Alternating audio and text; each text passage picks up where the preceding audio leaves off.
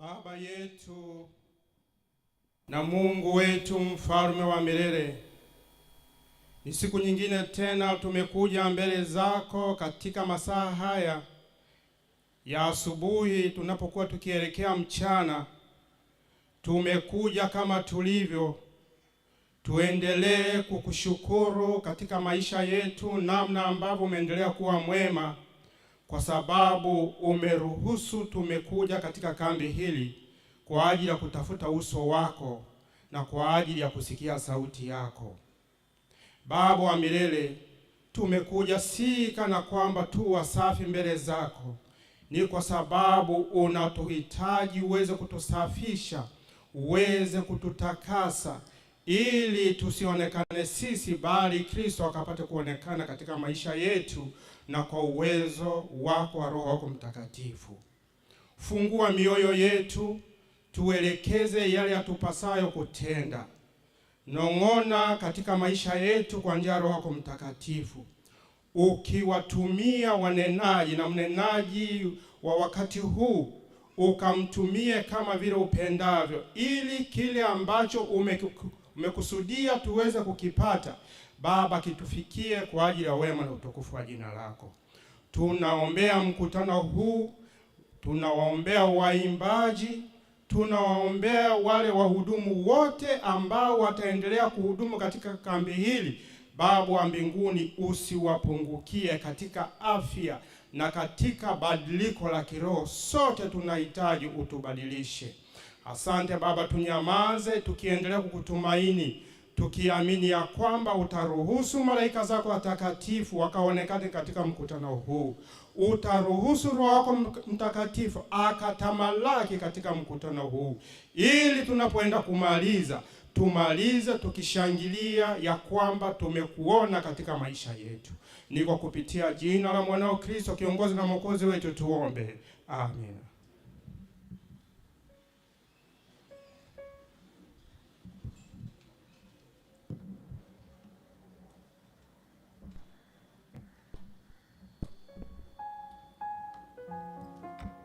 Bwana Yesu asifiwe. Mkutano, somo letu katika ibada ya matoleo linatoka katika kitabu kile cha Kutoka 20:24, na somo hili na kichwa cha somo kinachosema nitakwenda nikimsubiri Yesu kwa kukaribisha baraka za Mungu. Nitakwenda huku nikimsubiri Yesu kwa kukaribisha baraka za Mungu.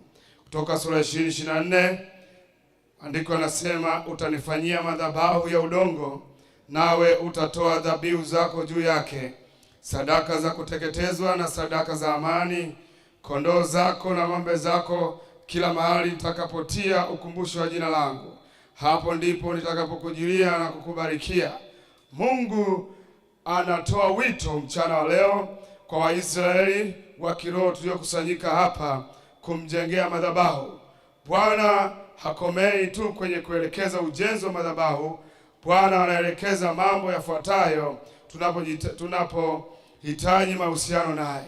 Jambo la kwanza ambalo Bwana anaelekeza, kujenga madhabahu. Hii ni sehemu maalum ya kukutana na Mungu, ni kumbukumbu ya kudumu maishani. Jambo la pili, utatoa sadaka mbele za Bwana. Hii humaanisha kila mwanadamu anahitaji kujenga mahusiano na Mungu ya kudumu na yasiyo na mashaka. Kuna baraka katika utoaji wa sadaka. Jambo la tatu, Bwana anataka kila mahali jina lake likumbukwe. Jina la Bwana linatukuzwa kwa matendo makuu ambayo Mungu hutenda kwa watoto kama matokeo ya kuitikia wito wake wa kutii maagizo. Jambo la nne na la mwisho, kama matokeo ya sadaka iliyotolewa kwa maelekezo ya Mungu, kuna baraka tele Bwana hutoa. Mungu anatuita kushiriki baraka zake katika kumtolea sadaka kama mwitikio wa baraka zake maishani mwetu. Mungu akubariki sana unapoandaa sadaka yako katika ibada hii ya matoleo. Kwa inapoingia hapa, tunaweza tukanyosha bahasha zetu hivi juu tupate kuomba. Tunyoshe bahasha zetu hivi juu. Kama una bahasha yako na umeweka sadaka yako, nyosha bahasha yako hivi juu, na kama hauna bahasha bado, basi utamwona mtumishi wa Mungu anayezunguka hapo tupate kuomba. Baba yetu na rafiki yetu mwema, tumenyoosha sadaka hizo tukizinenea mambo makuu. Tunaomba sadaka hizo zikawe chemichemi ya kuachilia maji ya upako na mafanikio katika maisha yetu ya kila siku. Sadaka hizo zikawe bubujiko la maji ya mto yanayoshuka kutoka mbinguni yakalete faraja. Sadaka hizi ikawe ni kufunguliwa milango ya mbinguni na kuachilia mibaraka isiyopimika mpaka tushindwe pa kuiweka. Bwana, tunaomba sadaka hizi na kuzinenea zikalete baraka ambazo tutasema Bwana, inatosha mibaraka hii. Tunaomba sasa utubariki, utusaidie, utujalie katika jina la Yesu. Amina. Karibu kwaya kwa wimbo, na kwaya inaendelea kuimba, tunaleta sadaka zetu.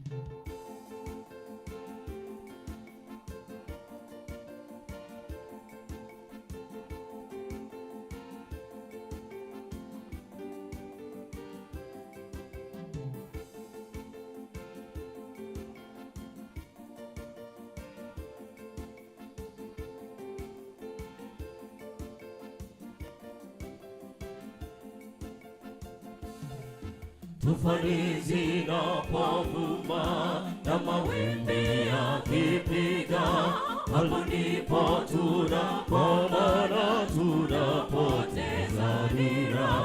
Wanadamu wanachanganyikiwa wanapoyaona hayo, ndipo tunapaza sauti kumlilia Mungu.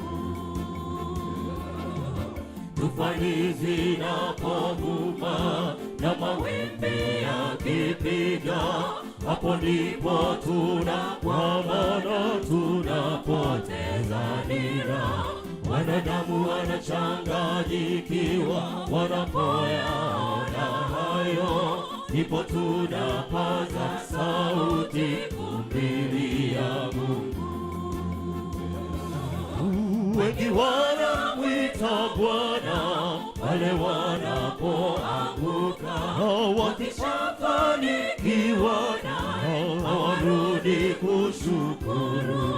Mungu anatuangalia toka mbinguni, ahuzunika na maisha ya watu wake duniani. Wengi wanamwita Bwana wale wanapoanguka, wakishafanikiwa naye hawarudi kushukuru. Mungu anatuangalia kutoka mbinguni, ahuzunika na maisha ya watu wake duniani.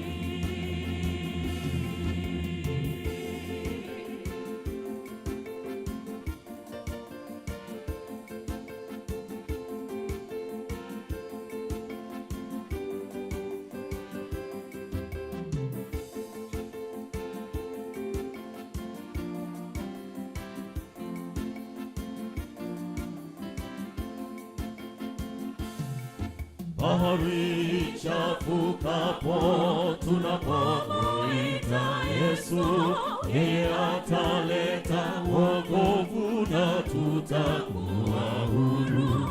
Baada ya hayo yote mwanadamu, hebu rudi ushukuru. Mbingu zafurahi ajabu tunapomrudia Mungu. Bahari chafukapo tunapomuita Yesu, yeye ataleta wokovu na tutakuwa huru. Baada ya hayo yote mwanadamu, hebu rudi ushukuru. Mbingu za furahi ajabu tunapomrudia Mungu. Wengi wanamwita Bwana pale wanapoanguka, wakishafanikiwa naye hawarudi kushukuru. Mungu anatuangalia kutoka mbinguni, ahuzunika na maisha ya watu wake duniani. Wengi wanamwita Bwana pale wanapoanguka, wakishafanikiwa naye hawarudi kushukuru. Mungu anatuangalia kutoka mbinguni, ahuzunika na maisha ya watu wake duniani. Wengi wanamwita Bwana pale wanapoanguka, wakishafanikiwa nao hawarudi kushukuru. Mungu anatuangalia.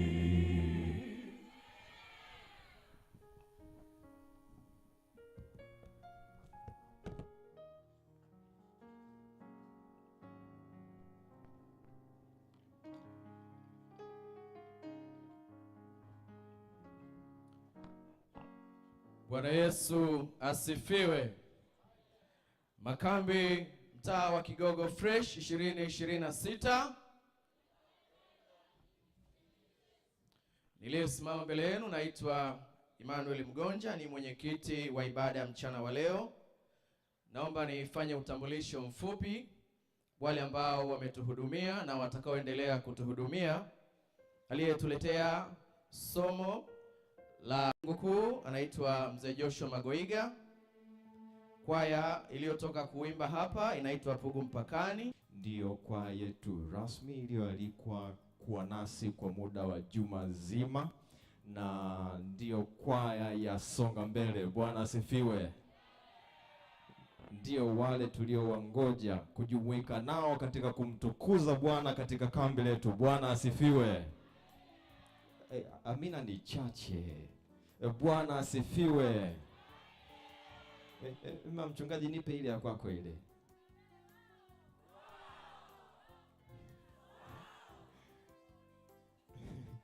Ndio, karibuni sana. Kwa namna ya pekee na unyenyekevu mkubwa ni tuliwapokea jana usiku majira ya saa 5. Jana usiku majira ya saa 5 ndio waliwasili hapa. Na hiyo saa 5 waliowasili hapa ni kwamba walitoka Kenya pale Nairobi wakifunga kambi, na safari yao walianza Jumamosi ya saa 5 usiku. Kwa muda wa masaa yote 24 walikuwa njiani kukusudia kuja hapa kumtukuza Bwana. Bwana asifiwe. Wapeni amina tena. Basi tuzidi kuwaombea, tuzidi kuwa karibu nao, na nina imani mchana tutakuwa tuna wasaa mwingi wa kumtukuza Bwana pamoja nao, na Mungu atubariki sote. Kwa ajili ya muda na ibada hivi sasa, mengine tutaendelea kufahamiana kadri siku zinapozidi kwenda. Mungu awabariki.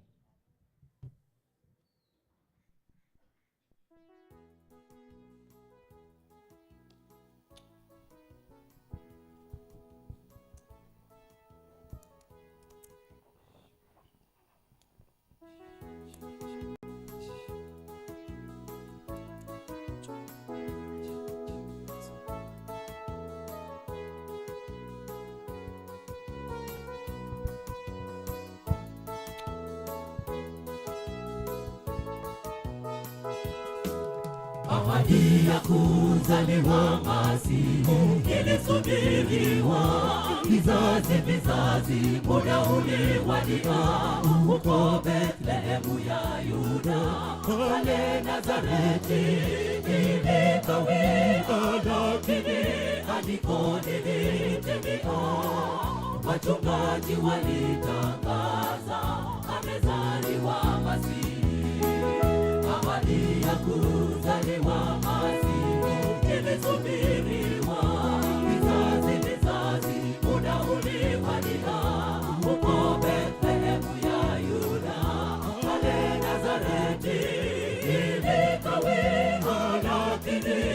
andiko lilitimia, wachungaji walitangaza amezaliwa Masihi. Walimngojea huyo Masihi aliyeahidiwa, siku ya siku alizaliwa mwana wa utukufu. Walioishi kwenye giza wakaiona nuru. Jambo moja la kushangaza, alikuja kwa walo wake, lakini walimkataa, hawakumkubali. Mamajusi kutoka mashariki waliona nyota ya kifalme, wakaja kumuabudu mfalme wa wafalme.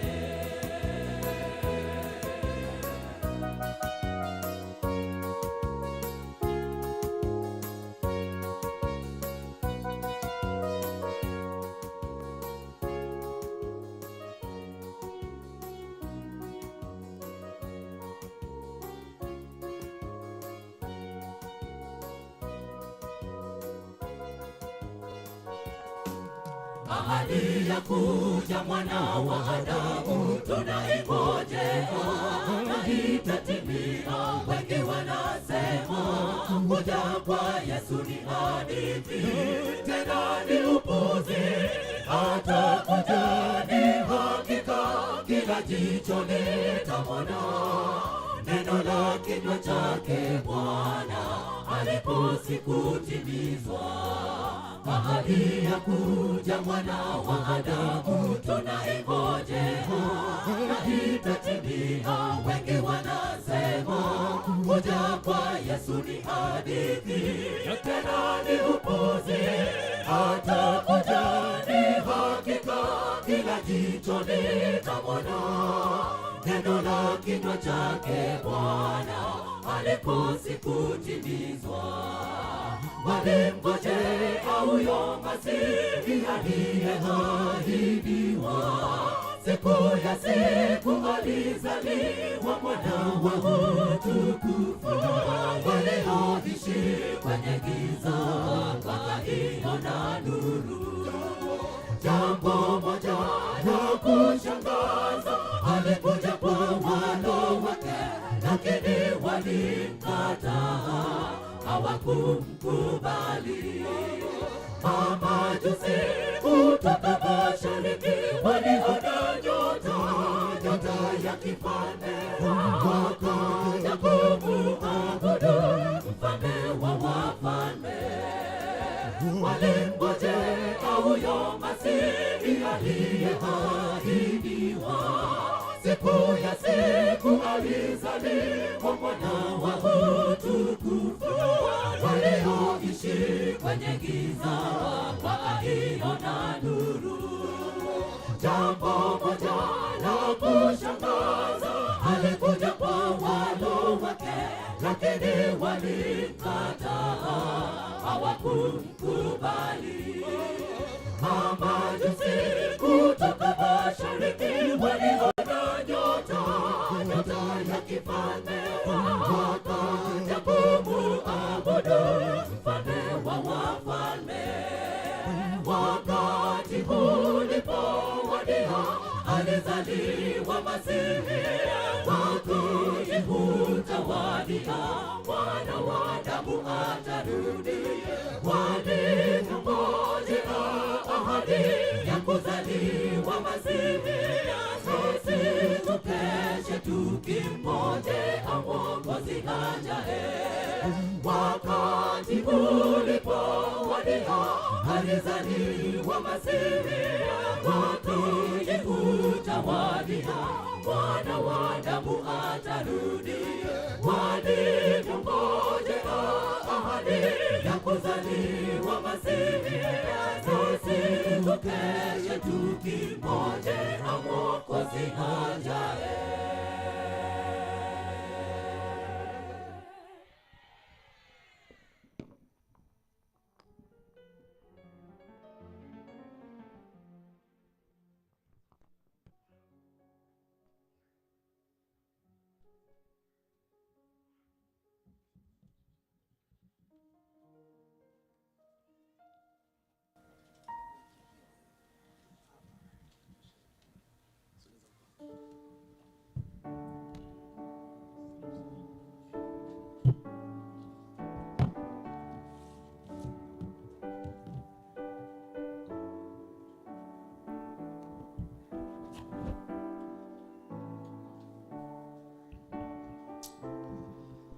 Ninawasalimu nyote kwa jina la Yesu.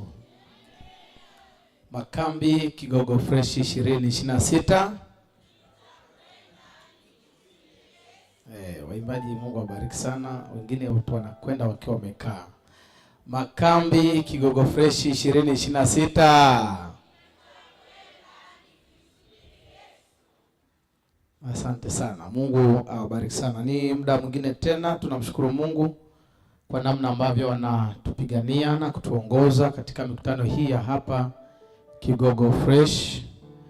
Tunamshukuru Mungu sana kwa ajili ya wahudumu wote ambao naona sasa wote tumeshafika, wahudumu wa kambi. Hii pia na kwaya hii ya Songa Mbele. Kwanza tunawapa pole na hongera kwa safari ndefu kutokea Kenya mpaka hapa Dar es Salaam. Zaidi ya siku 2 wako njiani. Jamani, poleni na karibuni sana Dar es Salaam. Mmefanya vizuri kwa kuja na tulikuwa tunaombea. Tumemshukuru Mungu kuwaona. Nimefurahi sana kuona leo live. Nilikuwa naona kwenye mitandao ya kijamii kuna yule jamaa anarusha kichwa kwenye ule wimbo wenu wa kombeo. Yuko wapi tumuone? Yule jamaa anarusha kichwa yuko wapi? Sogea. Njoo sasa upate kwa upendeleo. Kwenye ule wimbo wa kombeo ule na mtawimba mara tu baada ya hotuba ya leo. Jamani, hebu punga mkono. Jamani, nasemaje kwa ajili yake? Tumefurahi sana kukuona leo live. Bwana awabariki sana. Karibuni katika mwendelezo wa hotuba zetu.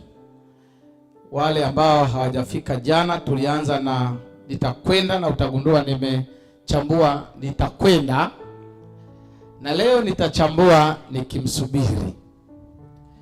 Na kwa wale wageni, tunadili na kitabu cha Matendo ya Mitume. Jana tulikuwa Matendo ya Mitume sura ya 1 na ya 2. Leo tutakwenda ya 3, jioni tutaenda ya 4. Mpaka Jumamosi tutahitimisha Matendo ya Mitume sura ya 12. Na somo letu la mchana wa leo lina kichwa kinachosema uzoefu wa kusubiri. Uzoefu wa kusubiri. Geukie jirani yako, mwambie jirani, kuna uzoefu katika kusubiri. Hebu rudia tena. Leo tutadili na uzoefu katika kusubiri. Kitabu ni cha Matendo ya Mitume sura ya 3. Aya ya 1 mpaka aya ya 10. Kitabu ni cha Matendo ya Mitume sura ya 3, aya ya 1 mpaka ya 10. Soma pamoja nami. Nikimaliza kusoma na wewe utafunga Biblia yako ili unisikilize kwa dakika chache. Biblia takatifu inasema, basi Petro na Yohana walikuwa wakikua pamoja kwenda wapi? Kumbe hatuko pamoja, ndio maana huwa natamani tuende kwa pamoja ili tusikilizane. Matendo ya Mitume sura ya 3 aya ya 1. Ukifika hapo mahali sema nimefika. Na kusubiri mwingine anayekaribia kufika naye afike. Bwana, ukiona jirani yako anapambana sana kutafuta, unaweza pia kumsaidia ili mfike kwa haraka. Maana kuna watu hapa ukisema tafuta kitabu cha Adamu 5 mstari wa 7, unaona mtu anapambana kutafuta Adamu. Anaambia jirani yake, ili Adamu iko kurasa gani? Saidia kutafuta Adamu. Haya, tumefika hapa mahali. Panaanzaje?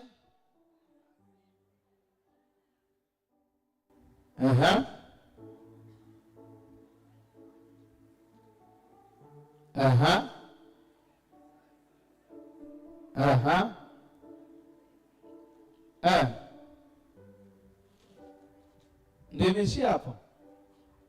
Simameni sasa msome. Simameni. Aliyopata simame alafu tusome. Baba umepata, simama Biblia yako alafu tusome. Kama hujapata endelea kukaa, uendelee kutafuta.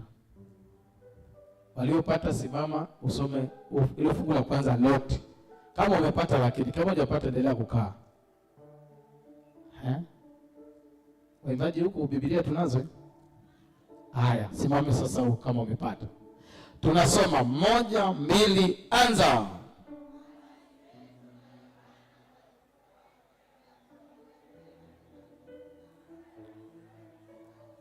Angalau sasa mnaweza mkaketi. Asante sana. Basi Petro na Yohana walikuwa wakikwea pamoja kwenda hekaluni saa ya kusali saa 9. Na mtu mmoja aliyekuwa kiwete toka tumboni mwa mamaye alichukuliwa na watu ambao walimweka kila siku katika mlango wa hekalu itoe mzuri, ili aombe sadaka kwa watu waingiao ndani ya hekalu. Mtu huyo akiona Petro na Yohana akiingia hekaluni, aliomba apewe sadaka. Na Petro akamkazia macho pamoja na Yohana akisema, tutazame sisi. Akaangalia akitaraji kupata kitu kwao. Lakini Petro akasema, mimi sina fedha wala dhahabu, lakini nilicho nacho ndicho nikupacho. Kwa jina la Yesu Kristo wa Nazareti, simama ufanye nini? Kamshika mkono wa kuume akamuinua, mara nyayo zake za vifundo vya miguu yake vikatiwa nguvu. Akaondoka upesi, akasimama, akaanza kwenda, kaingia ndani ya hekalu pamoja nao, akienda kirukaruka na kumsifu Mungu. Watu wote wakamwona akienda akimsifu Mungu, wakamtambua ya kuwa yeye ndiye aliyekuwa akiketi na kuomba sadaka penye mlango mzuri wa hekalu.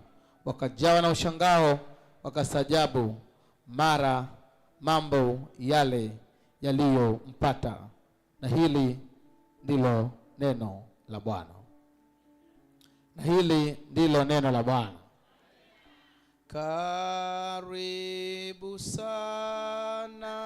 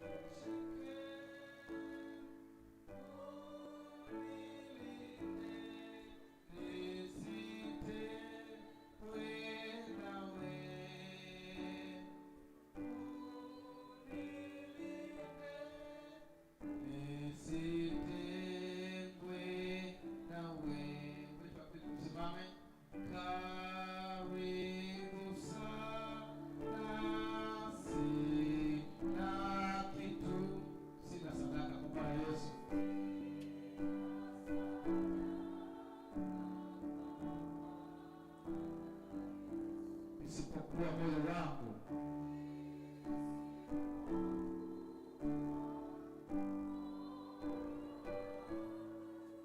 Utakase katika damu.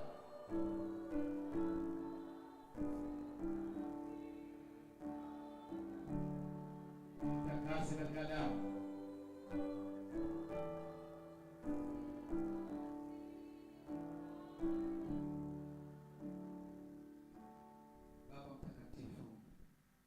Tunakuja mbele zako na mioyo yetu tukihitaji kuitakase katika damu, kama ambavyo umesema nasi katika vipindi vilivyopita, ndivyo tunavyokuhitaji katika kipindi hiki. Nena Bwana, kwa kuwa tuko tayari kusikia, kwa jina la Yesu, amina. Uzoefu wa kusubiri. Wakati mwingine kusubiri kunahitaji uvumilivu. Umeomba ajira kwa muda mrefu, lakini kila ukija kwa apply unaambiwa subiri. Umeugua kwa muda mrefu, lakini kila ukiomba bado unaona tu subira. Unatafuta mchumba kwa muda mrefu, wenzako wote wameolewa, wamepata na watoto, lakini wewe bado unabaki katika kusubiri. Unatafuta kazi kwa muda mrefu, wenzako wote wamepata kazi, lakini bado wewe unabaki katika kusubiri. Unatafuta mtoto haupati, wenzako wote wamepata watoto, wewe bado umebaki katika kusubiri. Kuna uzoefu katika kusubiri. Kitabu cha Matendo ya Mitume sura ya 2, jana tuliona baada ya kusubiri Yerusalemu, Roho Mtakatifu anajaa kwa wingi, wananena kwa lugha nyingine, watu wanaokolewa, watu wanabatizwa, zaidi ya watu 3,000 wanampokea Yesu. Kanisa linakuwa kule Yerusalemu, Mungu anajulikana Yerusalemu, Yesu anahubiriwa Yerusalemu. Sura ya 3, hawa Petro na Yohana waliojawa na Roho Mtakatifu wanaingia barabarani kuhubiri, maana tayari nguvu ya Mungu iko ndani yao. Wanahubiri kwa ujasiri, na hii ni saa ya kusali saa 9. Wanaingia hekaluni kusali. Wanamkuta mtu mmoja ambaye amesubiri kwa miaka mingi akiwa kiwete. Amekuwa hali hiyo miaka mingi, ameletwa na watu wanaoomba ili aweze kuomba sadaka kwenye lango la hekalu, akiwa hana matumaini. Ameweka matumaini yake katika kuombaomba, na hii ilikuwa ni saa 9 ya alasiri. Mungu akubariki sana ule sema amina. Saa 9 alasiri wanakwenda kuomba. Wameshajawa na Roho Mtakatifu, sasa wanaomba masaa yote.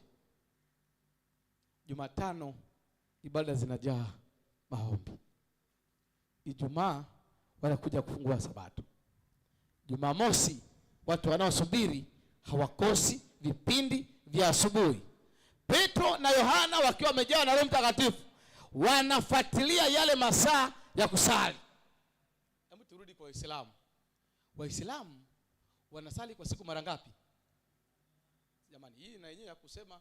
Kwanza naomba kuanzia kesho wale wanaosinzia wakae viti vya nyuma, alafu wale waliochangamka angalau wakae viti vya mbele. Jamani, Bwana asifiwe. Kwaya mliokuja hapa yani amina, wiki hii ni ruksa. Hutafuta ushirika. Jamani, Bwana asifiwe. Na kwa sababu nyinyi mmetoka mjini najua itasumbua sana. Nyinyi mmetoka Arusha, jiji la wajanja. Jamani, Bwana asifiwe. Waislamu wanasali kwa siku mara ngapi?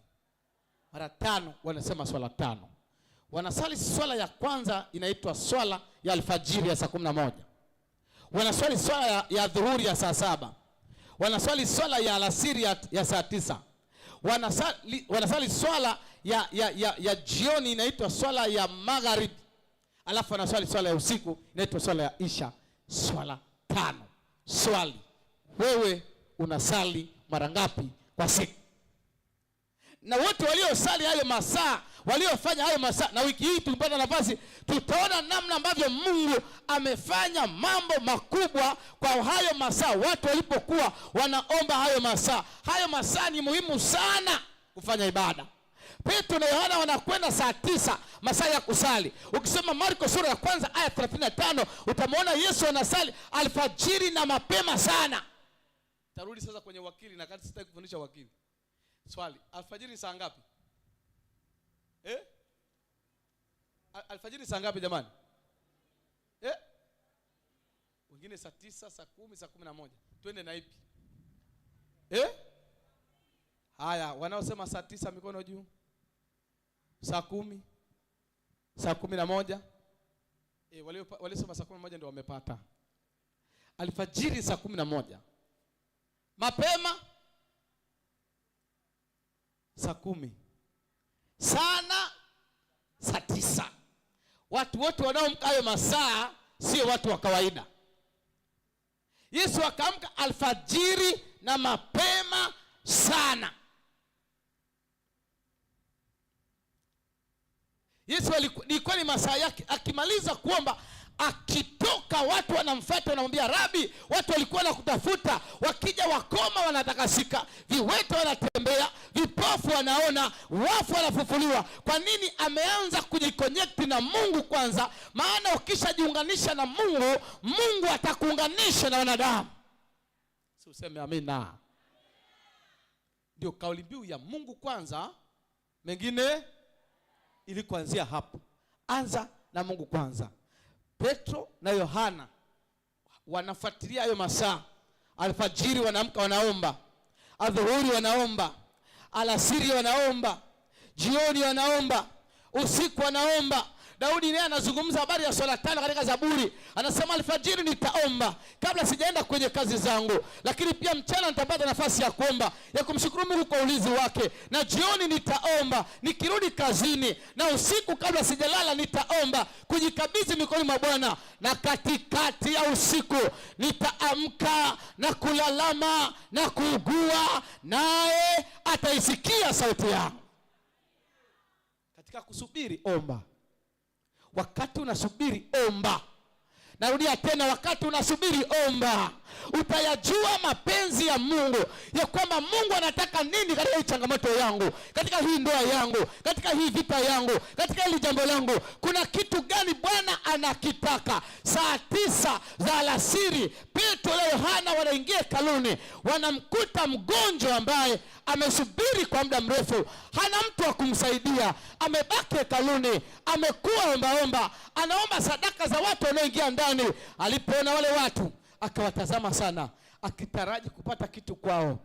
Petro na Yohana wameulamba, lakini hawana hata 100 mfukoni. Umaridadi unaficha kitu gani jamani? Jamani, unaficha kitu gani? Tuko kwenye sikukuu za vibanda, hatuko kwenye makambi. Kambi unaishi kama unavyotakiwa. Kambi ni kukambika, unakula chochote unachokuona. Kambi ni kufuata sheria. Sikukuu ni kuvaa vizuri na kula vizuri na kusherehekea. Na wasabato tunajua kuvaa vizuri jamani. Bwana asifiwe. Niliona gari huku nyuma imeandikwa, usione kila aliyevaa suti ni tajiri, wengine ni wasabato. Nipungie mkono kama uko hapa na useme amina. Haleluya. Kumbe wanajua kwamba tuko vizuri. Petro na Yohana hawana hata 100 mfukoni, lakini wameulamba, wamepigilia, wamependeza. Kiwete alipoangalia akajua, hapa leo nitapata dhahabu, hapa leo nitapata kakitu, leo nitapata hela. Hawana hata 100, lakini wana Yesu moyoni mwao. Nataka nikutie moyo mchana wa leo, ukimpata Yesu umepata yote katika vyote. Umepata zaidi ya pesa, umepata zaidi ya dhahabu, katika jina la Yesu aliye hai. Wamembeba tu Yesu, hawana hata 100. Angalia, wakamtazama yule kiwete, alafu akamwambia yule kiwete, hatuna fedha wala dhahabu, ila tulicho nacho ni cha thamani kuliko vyote. Kwa jina la Yesu Kristo wa Nazareti, simama, fanya nini? Uende. Katika mchana wa leo, sina fedha wala dhahabu, ila nilicho nacho ndicho nachotaka kupa katika subira yako ya muda mrefu. Kwa jina la Yesu Kristo wa Nazareti, simama uende. Simama katika magonjwa yako, simama katika biashara yako, simama katika ndoa yako, simama katika ajira yako, simama katika mahusiano yako. Simama kwa jina la Yesu. Baada ya makambi haya, usilie tena. Simama uende. Simama uende kwa jina la Yesu. Badala ya kulia kwenye magonjwa, badala ya kulia kwenye changamoto, badala ya kulia kila siku. Kuna watu wako hapa, wakiona matatizo, wakiona magonjwa, wanaanza kulia, wamenyong'onyea, wamejihatimisha ya kwamba, unajua mchungaji, presha yangu, sukari yangu, ka ugonjwa kangu, kadawa kangu, ka kipimo kangu ka presha, ka kipimo kangu ka sukari. Huu ni ugonjwa wangu, hii ni sukari yangu, hii ni presha yangu, huu ni ugonjwa wangu. Nina habari njema mchana leo kwako, hauna ugonjwa wa kurithi katika jina la Yesu aliye hai. Hauna presha ya kurithi, hauna hatimiliki ya magonjwa. Ya katae kwa jina la Yesu aliye hai. Kataa. Yaani lazima ifike mahali magonjwa ulio nayo uyahubiri, changamoto ulizo nazo uzihubiri. Katika makambi haya, ambia hayo magonjwa, ewe magonjwa, ewe presha, ewe sukari,